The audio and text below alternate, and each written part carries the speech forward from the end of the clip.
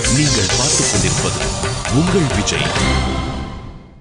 ரூப ஔதாரிய குணைஹி பும்சாம் திருஷ்டி சித்தாபகாரிணம் என்றும் சத்ரோ பிரக்யாத வீரியஸ்ய ரஞ்சனீயஸ்ய விக்ரமைஹி என்றும் வால்மீகி பகவான் ராமனுடைய பண்புகளை கொண்டாடுகிறார்.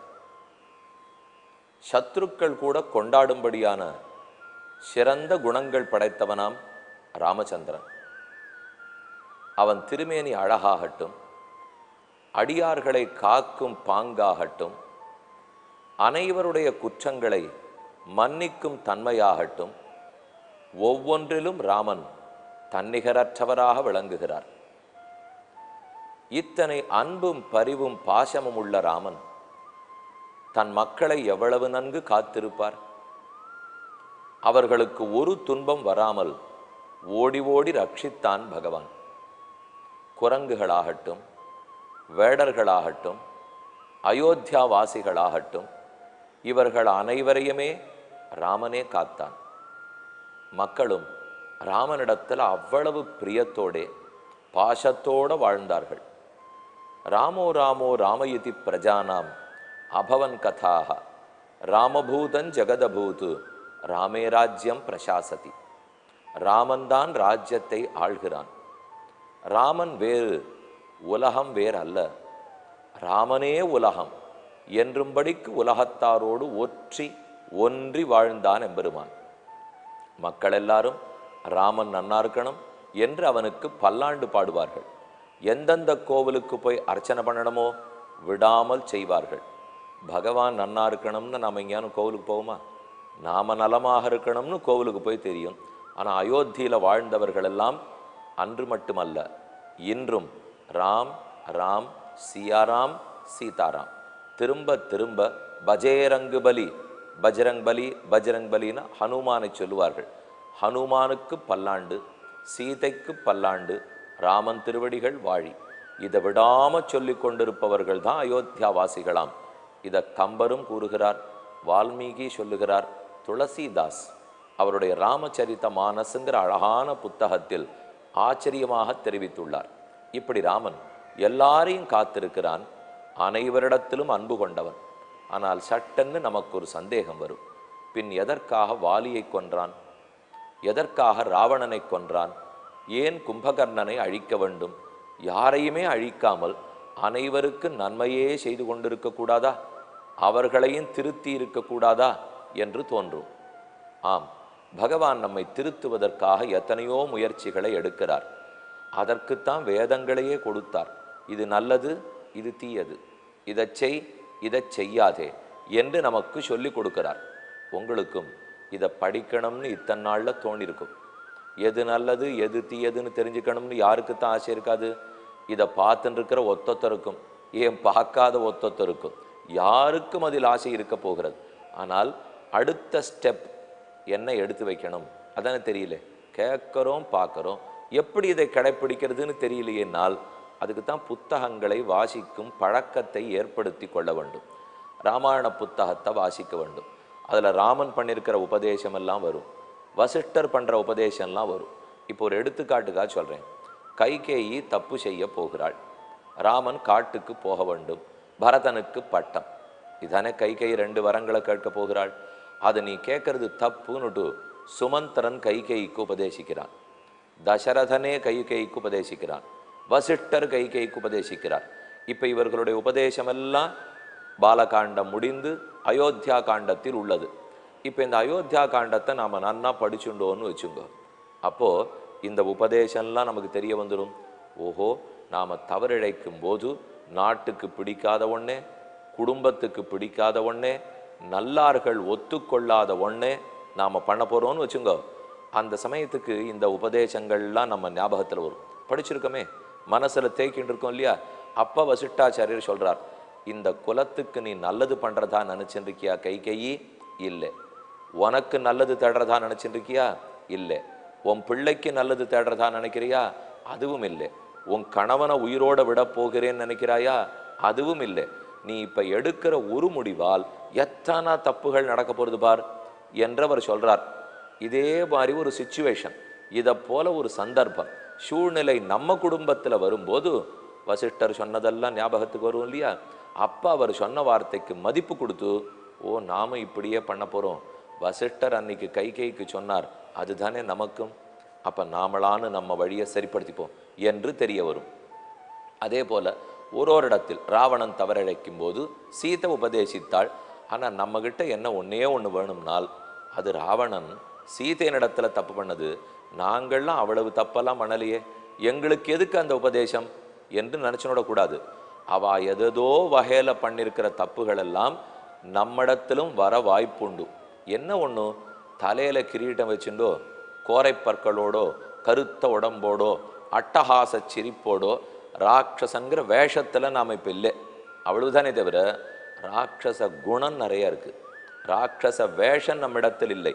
ஆனால் மனிதர்களுக்குள்ளேயே அரக்கர்கள் இல்லை, மனிதர்களுக்குள்ள அசுரர்கள் இல்லை, ஏன் நமக்குள்ளேயே சில சமயம் அசுர குணம் தலையெடுக்கலை, சில சமயம் அரக்க குணம் தலையெடுக்கலையா? எப்பவுமேவா மனிதநேயத்தோடு இருந்துடுறோம்? நமக்கே தெரிஞ்சு தெரியாமல் அசுரத்தனமாக நம்மளே கோவப்பட்டிருக்கோம், அசுரத்தனமாக ஒருத்தரை பற்றி ஏசி இருக்கும், அசுரத்தனமாக இவர் கெட்டுப்படணும்னு நினச்சிருக்கோம். அப்பெல்லாம் நாமே ராவணன் ஆகிடுறோம், நாமே ஹிரண்யகசிப்பு ஆகிடுறோம். அப்போ பிரகலாதன் பண்ணின உபதேசம், நரசிம்ம பெருமான் சொன்னது, ராமனே சொன்னது, வசிஷ்டர் சொன்னது, மால்யவான், ஹனுமான், விபீஷணன், இவா இத்தனை பேர் சொன்னதையும் நம்ம படித்து வச்சுருக்கோமே, அதெல்லாம் நாம் நடைமுறைப்படுத்தணும். அதனால் நீங்கள் இப்போ இதை பார்க்கறதுக்கு என்ன பயன் இருக்கணும்னா, வசிஷ்டர் என்ன உபதேசித்தார், தசரதன் என்ன வேண்டி கொண்டான், அதே சுமந்திரன் என்ன சொன்னார், ஹனுமான் என்ன பேசுகிறார், இதெல்லாத்தையும் நோட் பண்ணிக்கணும் மனசிலே. ஒன்றும் நோட் புக்குன்னு நான் சொல்ல வரல, ஏன்னா நோட் புக்கில் எழுதினா அப்புறம் அது நோட்டோட அலமாரியில் இருக்கும், அது மனசில் வராது. மனசில் இதை நன்கு வாங்கி கொண்டு நம் சூழ்நிலைக்கு அதை பயன்படுத்தி கொள்ள வேண்டும். இப்போ ராமனை பற்றி பார்ப்போம். இவ்வளவு நல்லவனாத்தானே ராமன் நடந்துட்டுருக்கார், ஏன் ஒரு சிலரை மட்டும் கொன்று விடுகிறார்? கொலை செய்ய வேண்டுமா என்றால் அது பண்ணாவிடில், ஒருவேளை ராவணனை கொல்லவே இல்லைன்னு வச்சுங்கோ, நரசிம்ம பெருமான் ஹிரண்யகசிபுவை முடிக்கவே இல்லைன்னு வச்சுங்கோ, என்ன தெரியுமா இருக்கும்? அப்போ பகவானுடைய பக்தர்களிடத்தில் அவர்கள் மேலும் மேலும் அபச்சாரப்பட்டிருப்பார்கள். பகவான் தன்னிடத்தில் அபச்சாரப்படுறது கூட மறந்துடுறார், மன்னிச்சுடுறார். ஆனால் பெருமானுடைய அடியார்கள், பகவத் பக்தர்கள், அவர்களிடத்தில் நாம் அபச்சாரப்பட்டால் அவர் மன்னிப்பதில்லை. நீங்கள் பார்த்துக் கொண்டிருப்பது உங்கள் விஜய். ராமன் ராவணனை கொல்ல காரணம் ஹனுமானை அடித்தது. ஹிரண்யகசிபுவை நரசிம்ம பெருமான் கொல்ல காரணம் பிரகலாதனுக்கு துன்பம் கொடுத்தது. கண்ணன், துரியோதனாதிகளாகட்டும், கம்சன் முதலானோர் ஆகட்டும், இவர்கள் எல்லாரையும் அழித்தது தன் ஆசிரித்தர்கள், தன் அடியார்களிடத்தில் குற்றமிழைத்தது. இதனால் தான் பகவான் பண்ணுகிறான். இது முதல் காரணம். இரண்டாவது காரணம், ஒருத்தர் நிறைய பாபங்களை சேமிச்சுன்னு போகிறார், அதை தடுக்கணும், சொல்லி பார்க்கலாம். ஆனால் அவர் மனதுக்கு அது ஏற்கவில்லை. அப்போ என்ன செய்யலாம்? அவர் அதை பண்ணுறதுலேருந்து தடுக்கணும்னால் கையில் இருக்கிற கருவியை பிடிங்கிடணும் இல்லையா? ஒரு குழந்தை குண்டூசியை வச்சுருந்து குத்திக்க போகிறேன்னு கண்ணுக்கிட்ட எடுத்துன்னு போனால் பெற்ற தாய் என்ன செய்வாள்? அந்த குண்டூசியை பிடுங்கி முதுகில் ஒன்று வச்சுட்டு குண்டூசியை பிடுங்கி தூக்கி போட்டுருவோம். ஓன்னு குழந்தை அழும், நான் இந்த கண்ணை குத்திக்க போன குண்டூசியை பிடுங்கிட்டாளேன்னு. அதுக்கு என்ன இப்போ? ஆனால் தாயாரை கேட்டால் என்ன சொல்லுவா? அது கஷ்டத்தை தீக்கத்தான் நான் எடுத்தேன், அதுக்கு என்ன தப்பு? குண்டூசியால் குத்தினா கண்ணு கட்டுப்படாதோ? அப்போ அதற்கு நலம் அந்த குழந்தைக்கே தெரியல. தனக்கு குண்டூசியை வைத்து குத்தி கொண்டால் ஆபத்து, அது துன்பம் என்கிற நல்லது குழந்தைக்கே தெரியவில்லை. ஆனால் தாய் அதை அறிந்து செய்கிறாள். பகவானும் அதே போலத்தான். ராவணன்கிற ஆத்மாவை பார்ப்போம், ராவணன்கிற உடம்பை பார்க்க வேண்டாம். இந்த பிறவியில் ஏதோ ஒரு ஆத்மா முன் செய்த கர்மங்களால், வினைகளால் ராவணன்கிற பிறவி எடுத்திருக்கிறது. ஹிரண்யகசிபுங்கிற பிறவி எடுத்திருக்கார், அந்த உடம்பை எடுத்துருக்கார், மேலே மேலே தப்பு பண்ணுறார். இப்போ அந்த ஆத்மாவனுடைய அக்கௌண்ட்டில் பாவம் சேர்ந்துட்டே போகுமே. அந்த ஆத்மாவுக்கு பாவத்தை நிறுத்தணும்னால் என்ன செய்ய வேண்டும்? அந்த பாவ பிறவியை அழிக்க வேண்டும். அந்த உடலை அழித்து விட்டால் பாவம் செய்வது நின்று போய்விடும். மற்றொன்று, அது வீர சொர்க்கம் கிடைக்கலாம். ஏன்னா தர்ம யுத்தத்திலே உயிர் பிரிந்தால் வீர சொர்க்கம் கிடைக்கும்.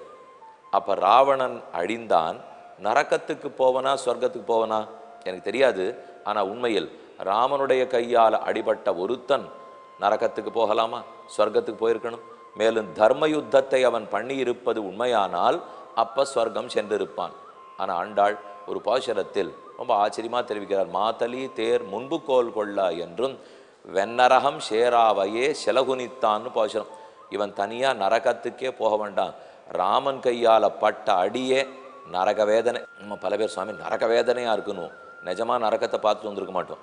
ஆனா இங்கேயே ஒரே வெயில் கொளுத்துறது, உடம்பெல்லாம் வேர்வை கொட்டுறது, நரக வேதனை. இதுவா நரகம்? நரக்கம் இன்னும் ரொம்ப கஷ்டமானது எங்கோ இருக்கு. ஆனா இங்கே படுற பாட்டையே நரக்கம்னு விடுறோம் பாருங்க. அதை போல ராவணன் ராமன் கையால் அடிபட்டதே நரக்கம்னு சொல்லலாம். அந்த அளவுக்கு இங்கேயே நரக வேதனையை கொடுத்துட்டு ராமன் கையால் அடிபட்டார், தர்ம யுத்தத்தில் இறந்தான். ஆகவே பாபங்கள் அத்தோடு அந்த பிறவிக்கு முடிந்தது. மேற்கொண்டு வீர ஸ்வர்க்கத்துக்கு போயிருப்பார். அப்ப ராமன் எவ்வளவு நல்லது பண்ணியிருக்கார். இப்படித்தான் இதை நாம் புரிந்து கொள்ள வேண்டுமே தவிர அதே ராவணனை கொல்லாமல் நீடித்து விட்டு இருந்தால் மேலும் மேலும் பாபங்கள் சேர்ந்துட்டே இருக்கும். அந்த ஆத்மா மறுபடியும் பாப பிறவியின் நோய் எடுக்கும். அந்த ஆத்மா அடுத்த பிறவியிலேயாவது நல்ல பிறவி எடுக்க வேண்டாமா? அதற்கு ராமன் கையாலே கொலை ஒன்று. மற்றொரு கோணத்திலிருந்து பார்த்தால் இந்த 2 பேருடைய பிறவி, ராவணன் கும்பகர்ணன் ஆகியோருடைய பிறவி எங்கோ ஜெய விஜயர்கள் பிறந்தது. பகவானுடைய வாயிற்காப்போன் துவாரபாலகர்கள் ஜெயனும் விஜயனும். அவா 2 பேரும் சனகன் முதலானுடைய சாபத்தாலே தான் 3 தடவை 2 பிறவி எடுக்கிறார்கள். சிசுபாலன் தந்தவக்திரன், ராவணன் கும்பகர்ணன், ஹிரண்யாக்ஷன் ஹிரண்யகசிபு. இந்த பிறவி, இந்த ஓரொரு பிறவியிலும் ராமன் தான் அவர்களை, பகவானே அவர்களை முடித்து மறுபடியும் வைகுந்தத்துக்கே அனுப்பி வைத்தார். ஆக சத்ருக்களை ராமன் கொன்றார். ஆகவே கொடுமைக்காரன் என்று நினைச்சுட வேண்டாம். அவர் இவர்களை கொன்றதற்குள் இத்தனை ஆழ்ந்த கருத்துகள் உள்ளன. இதெல்லாம் ஆழ்ந்த ராமாவதாரத்துக்குன்னு இருக்கிற கருத்துகள். ஆனால் பொதுவாக ஒரு விஷயத்தை விதுரர் சொல்ல போறார். சத்ருக்கள் கையில் கிடைத்தால் விட்டு விடாதே. அப்ப நம்ம பலம் ஓங்கி இருந்ததுன்னா உடனே அழிச்சுடும்.